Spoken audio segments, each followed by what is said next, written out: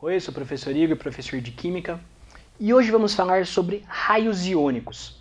Vamos entender o que acontece com o átomo na hora que ele ganha ou perde elétrons. Então, tenho meu raio aqui, meu determinado átomo, e esse meu átomo vai perder elétrons. Quando ele perde elétrons, eu observo uma diminuição no tamanho do raio. Por que será que diminui? É fácil de entender, ó. O número de prótons mantém-se igual.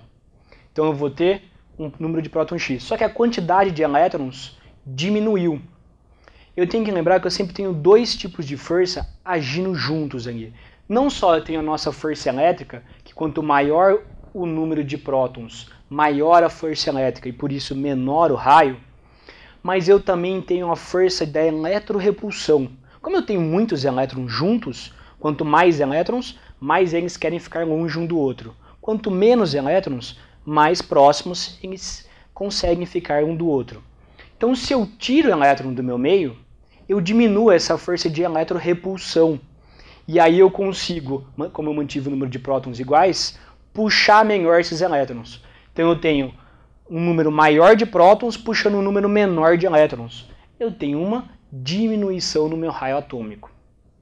O inverso acontece quando eu estou falando de ânions. Então eu tenho lá o meu átomo, eu vou ganhar elétrons.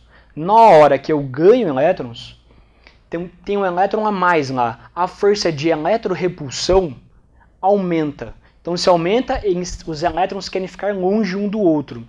E o número de prótons não mudou. Então o número de prótons não é forte o suficiente para puxar com a mesma força, já que eu aumentei o número de elétrons. Aí eu tenho o quê? Um aumento do meu raio. Então, se eu perco, estou falando de cátions, eu tenho uma diminuição no raio atômico. Se eu estou falando de ânions, eu tenho um aumento no meu raio atômico. O que o vestibular adora? Ele adora falar de isoeletrônicos. Então ele vai pedir para você comparar esse caso aqui, por exemplo, o flúor, o neônio e o sódio. Repare que todos eles, o flúor menos, o neônio e o sódio mais, têm 10 elétrons. Então como é que eu vou fazer a comparação entre esses raios? O flúor tem 9 prótons e 10 elétrons. O neônio, 10 prótons, 10 elétrons. E o sódio, 11 prótons e 10 elétrons. O que eu observo? Ó, o flúor, de todos, é o que tem menos prótons para poder puxar esses elétrons. Opa, se ele tem menos próton, a força elétrica dele é menor. Se a força elétrica dele é menor, o raio atômico dele é maior. Como o neônio tem 10 prótons, ou seja, ele tem mais cargas positivas para o mesmo tanto de elétrons, a força elétrica dele é maior. Por isso o raio dele é um pouco menor do que o do flúor. Menor ainda é o raio do sódio. Por quê?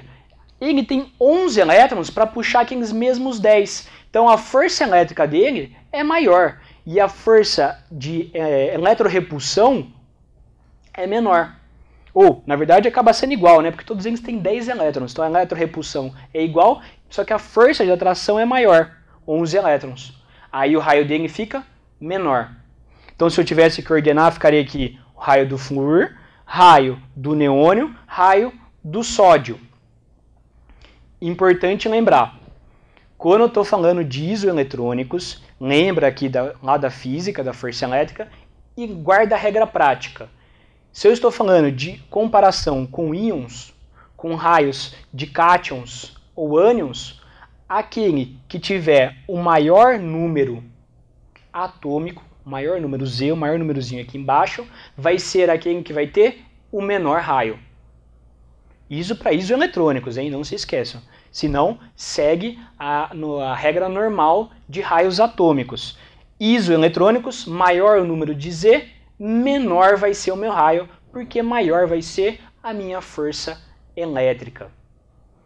Tudo bem? Isso foi raios iônicos. Até a próxima.